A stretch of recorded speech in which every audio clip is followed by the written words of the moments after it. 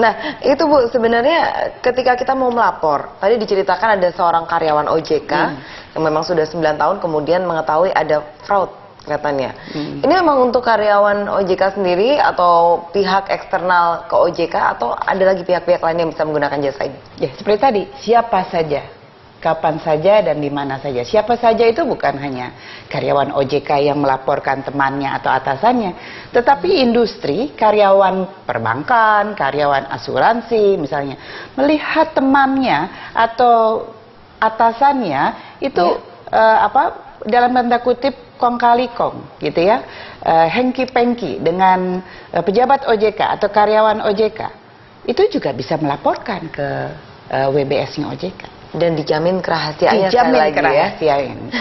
dijamin kerahasiaannya.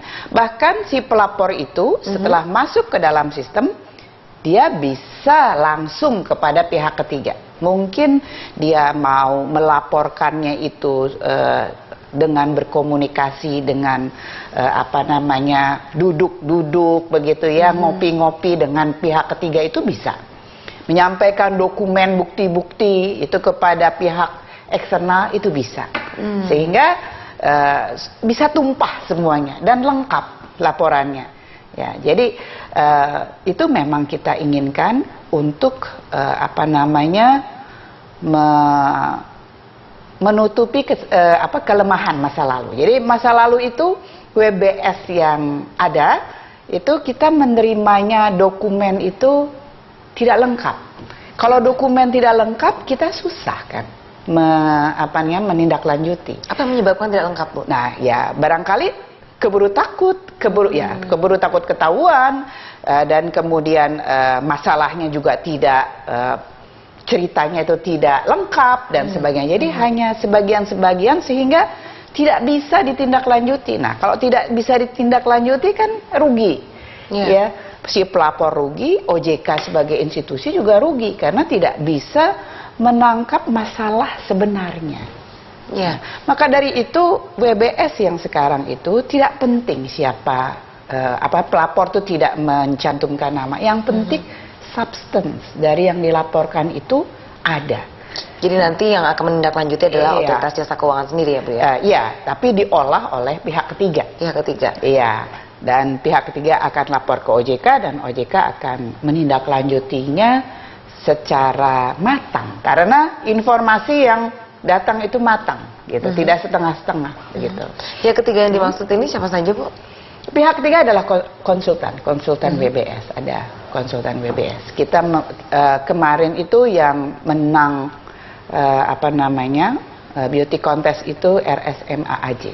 Oh iya. Ya, itu yang akan mengelola WBS. Ini ada lembaga-lembaga yang tentunya akan digandeng untuk bisa mensukseskan integritas OJK ini sendiri. Apa saja, Bu, lembaga-lembaga yang digandeng? Ya, tentunya KPK. Ya, kita dengan KPK bekerja sama, dengan PPATK kita bekerja sama, juga dengan lembaga lain, lembaga penegak hukum kita kerjasama, juga dengan BIN, dengan BPK kita bekerja sama. Kita semua memang mempunyai suatu tekad bahwa kita harus mempunyai lembaga negara yang mengawasi industri jasa keuangan itu yang terpercaya. Sinergis. Iya. Sehingga memang sinergis itu memang diperlukan, ya, adalah sesuatu keharusan. Kita kan nggak bisa bekerja sendiri. Dan yang penting masyarakat juga jangan biarkan OJK sendirian untuk melaksanakan WBS ini atau amanat undang-undang ini tidak bisa baik terselenggara kalau masyarakat juga tidak mengawasi OJK dengan cukup, gitu loh. Ya, kalau tadi kita lihat iklan tadi ya, Bu ya, itu sebenarnya satu bentuk sosialisasi yang lumayan dekat dengan masyarakat. Sudah dimulaikah sosialisasi ini? Sudah dimulai ya, sudah dimulai, dan hampir setiap minggu kita akan lakukan sosialisasi terus-menerus sehingga masyarakat secara umum itu mengetahui apabila melihat di dalam kehidupan sehari-harinya ada yang hengki-pengki begitu, apakah industri dengan otoritas, apakah industri dengan industri, ya, itu laporkan. kepada Baik. OJK. Ya, itu adalah satu dari strategi penguatan integritas OJK. Namun kemudian ada strategi apa lagi? Kami akan segera kembali Money Report.